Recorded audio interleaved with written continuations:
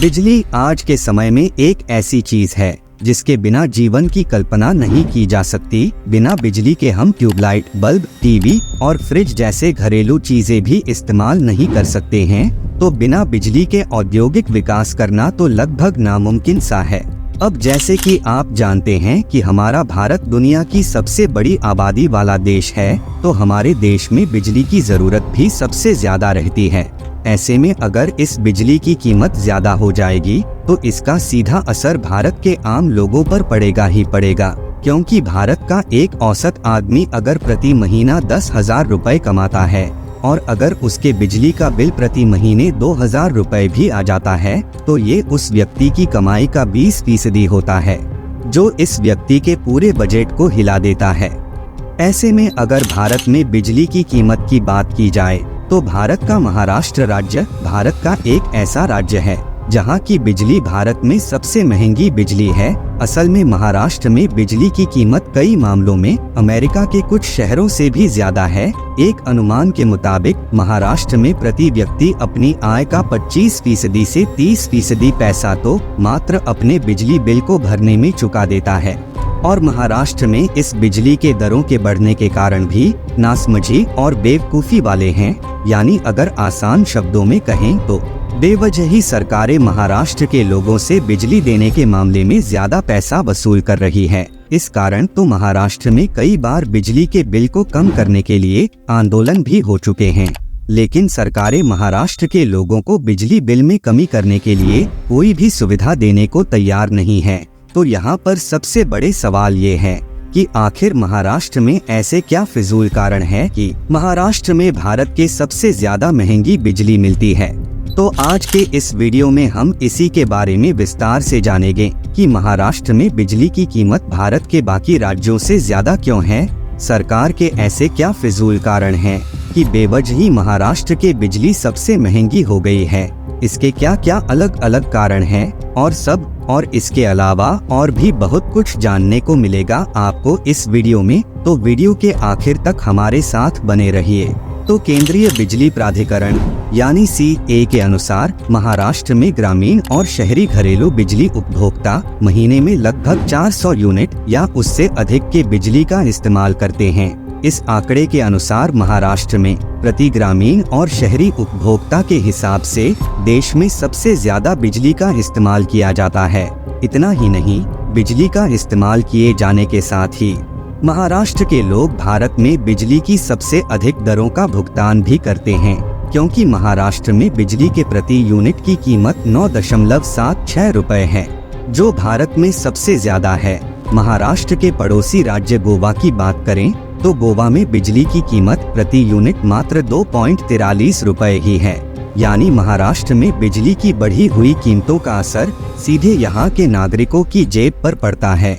यहाँ के लोगों के कमाई का एक बड़ा हिस्सा मात्र बिजली के बिल को भरने में चला जाता है। इस कारण महाराष्ट्र में बिजली के बिल से परेशान होकर कई लोग बिजली के बिल को भरते ही नहीं हैं, क्योंकि पिछले साल महाराष्ट्र में 35 लाख लोगों के कनेक्शन इसलिए काट दिया गया क्योंकि इन लोगों ने बिजली का बिल नहीं भरे थे। लेकिन महाराष्ट्र में इतने महंगी बिजली का कारण क्या है? तो महाराष्ट्र में बिजली महंगी होने का पहला कारण ये है कि महाराष्ट्र में अधिकतर बिजली कोयले और गैस की सहायता से बनाई जाती है।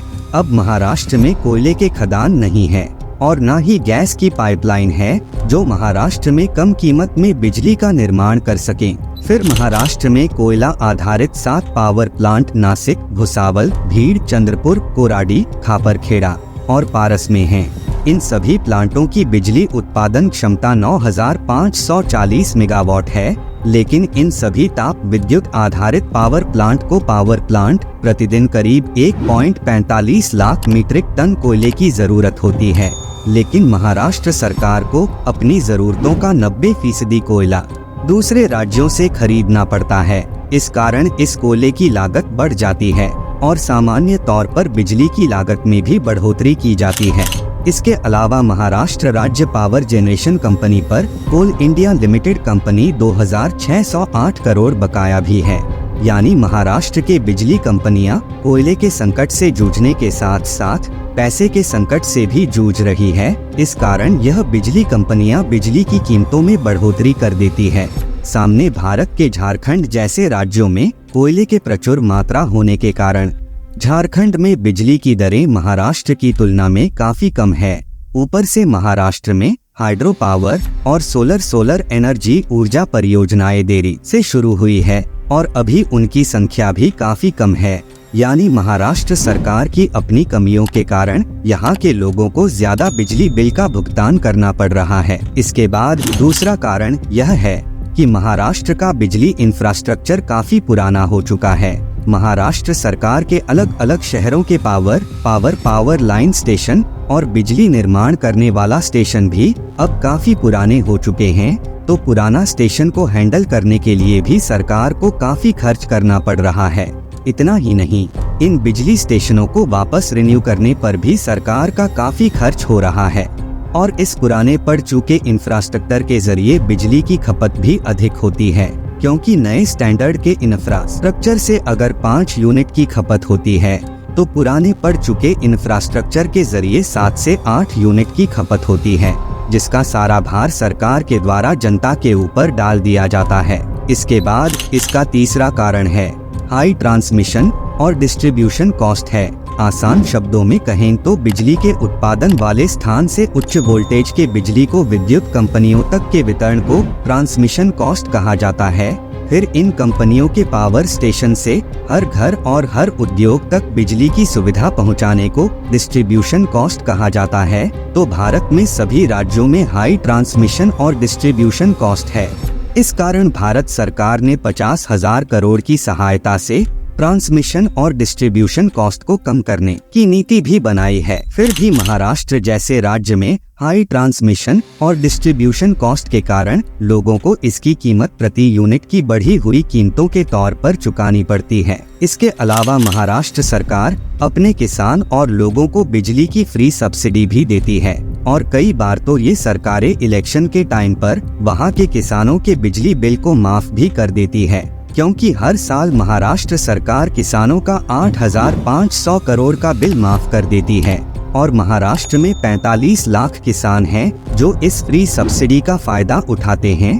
अब महाराष्ट्र सरकार बिजली सब्सिडी न सिर्फ कृषि और घरेलू उपभोक्ताओं को बल्कि महाराष्ट्र सरकार पंचायतों, इंडस्ट्री, कुटीर उद्योग और इंडस्ट्रियल एरिया को भी बिजली की फ्री सब्सिडी देती है, जिस कारण बिजली उत्पादन कंपनी गेंको का पर 19,500 करोड़ रुपए बकाया है। अब महाराष्ट्र सरकार के द्वारा फ्री की सब्सिडी देने के बावजूद भी किसानों, घरेलू उपभोक्ताओं और बाकी सभी उद्योगों का बिल बकाया है। एक अनुमान के अनुसार इन सभी उपभोक्ताओं का टोटल 42,000 करोड़ रुपए का बिजली का बिल बकाया है, जिससे बिजली की सब्सिडी देने के कारण NSEDCL अपने प्रति यूनिट बिजली के दामों को बढ़ा देती है, जिसका स्वाभाविक तौर पर घरेलू उपभोक्ताओं पर इसका भार पड़ता है। वही एक कारण यह भी है कि महाराष्ट्र के इलेक्ट्रिक बोर्ड के द्वारा घरेलू उपभोक्ता और कुटीर उद्योगों में जिन मीटरों का इस्तेमाल किया गया है वे 10 से 20 साल पुराना मीटर है। ये मीटर आज के नई तकनीक पर इस्तेमाल होने वाले घरेलू चीजों जैसी एसी, कूलर, गीजर में इस्तेमाल होने वाले बिजली का आंकड़ा बढ़ा देते हैं, क्योंकि कई लोकल सर्वे के अनुसार इन पुराने मीटर के इस्तेमाल से 10 से 12% बिजली जमीन में चली जाती है, लेकिन उसका यूनिट मीटर में दिखाई देते हैं। इस कारण प्रत्येक बिजली उपभोक्ताओं को अपने बिल के वास्तविक राशि से 10 से 12% से ज्यादा राशि देनी पड़ती है। यानी महाराष्ट्र इलेक्ट्रिक बोर्ड अगर सही समय पर अपनी पुरानी पड़ चुकी तकनीक और मीटरों को परिवर्तित कर दें तो काफी उम्मीद है कि महाराष्ट्र में घरेलू उपभोक्ताओं के बिल की राशि कम हो जाएगी। और इन सभी कारणों के अलावा 1 अप्रैल 2023 से महाराष्ट्र विद्युत नियामक आयोग MERC ने बिजली की दरों में बदलाव का ऐलान कर दिया, क्योंकि महाराष्ट्र के 4 electricity distribution company MSDC, best, Tata power और अडानी इलेक्ट्रिसिटी ने टैरिफ बढ़ोतरी की मांग की थी, क्योंकि इन कंपनियों के अनुसार कोरोना लॉकडाउन और बढ़े हुए कोयले के दामों के कारण इन कंपनियों को पिछले 3 से 4 सालों से घाटा हो रहा है। ये कंपनियां पुराने कीमतों पर बिजली नहीं दे सकती है। सभी कंपनियों ने MERC से महाराष्ट्र में बिजली की बढ़ोतरी की मांग की थी, जिसे MERC ने मान भी लिया है और MERC ने फ्यूल एडजस्टमेंट चार्ज के तौर पर बिजली की कीमतों में 10% की वृद्धि भी कर दी थी। इस कारण 1 अप्रैल से महाराष्ट्र में बिजली के दाम 10% तक बढ़ गया है। इसके अलावा Brihanmumbai electric supply and transport ने घरों में इस्तेमाल होने वाले बिजली के लिए 2023 से 24 के लिए 5.07% और 2024-25 के लिए 6.35% की औसत बढ़ोतरी कर दी है।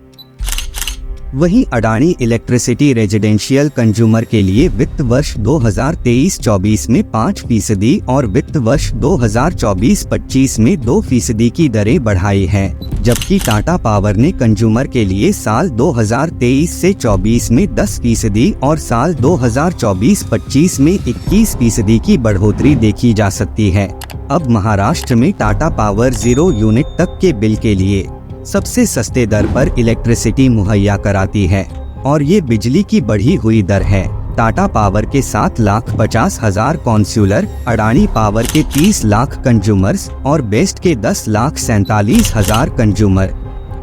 वही MSDCL के 3 करोड़ कंज्यूमर्स को सीधे तौर पर प्रभावित कराएंगे। तो ये सभी कारण हैं कि आज के समय में महाराष्ट्र में भारत के सबसे महंगी बिजली मिल रही है और बिजली के महंगाई आने वाले सालों में और भी बढ़ने की अनुमान है। तो यहाँ सब कुछ था इस वीडियो में। उम्मीद है आपको कुछ जानने को मिला होगा। अगर वीडियो पसंद आया हो तो इसे लाइक जरूर करें। पूरा वीडियो देखने के लिए आपका बहुत बहुत धन्यवाद। पूरा वीडियो देखने के लिए आपका बहुत बहुत धन्यवाद। अगर आपको इस तरह के इंफॉर्मेटिव वीडियो देखना पसंद है तो हमारे इस चैनल को सब्सक्राइब करें और हमारी नई वीडियो सबसे पहले देखने के लिए इस बेल आइकॉन को भी जरूर दबाएं।